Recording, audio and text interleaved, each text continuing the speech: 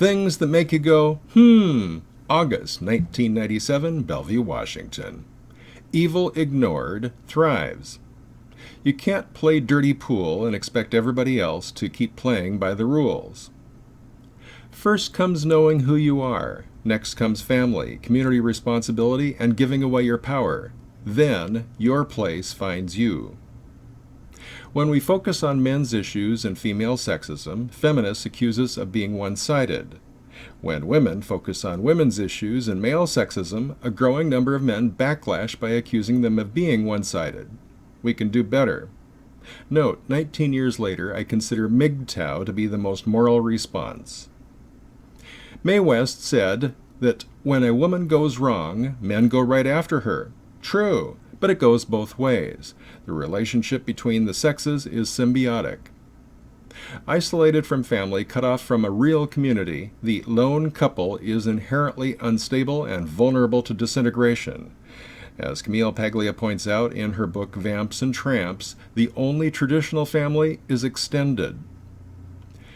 Why are white Americans to blame for the enslavement of African people who were sold into slavery by other African people?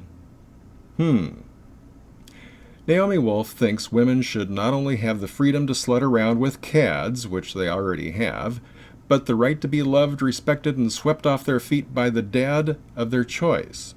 Isn't that like the old double standard that said men could sow their wild oats but expect their fiancé to be a virgin?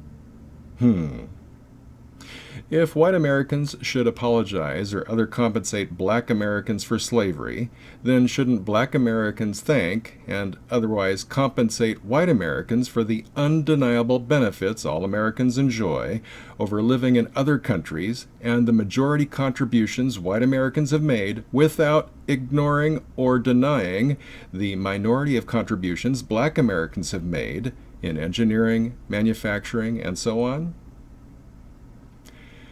Note, while we're on the topic, you never hear black Americans talking about the debt that blacks owe to American Indians. It's only the white Americans who do that. Diligently, we watch for women to gaze with glowing eyes at men who treat them with compassion, care, and respect, and instead find most fawning over the dangerous boys. What should this lead us to believe about women?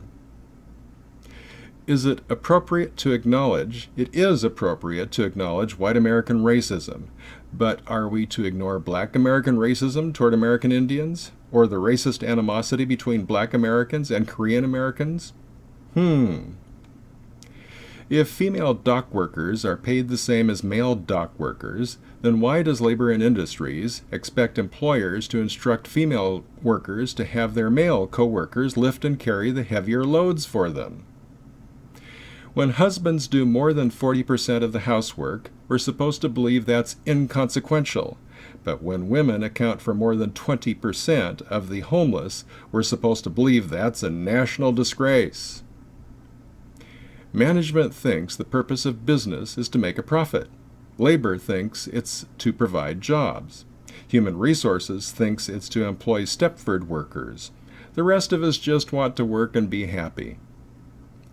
One of the greatest fallacies is that trends invariably persist.